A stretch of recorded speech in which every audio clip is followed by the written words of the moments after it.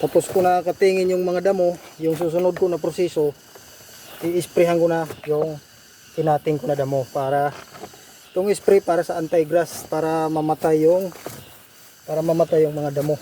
Di na siya makalapit sa tanim.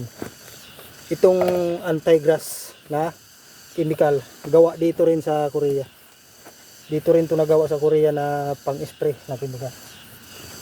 Doon ako sa dulo mag-umpisa, papunta dito.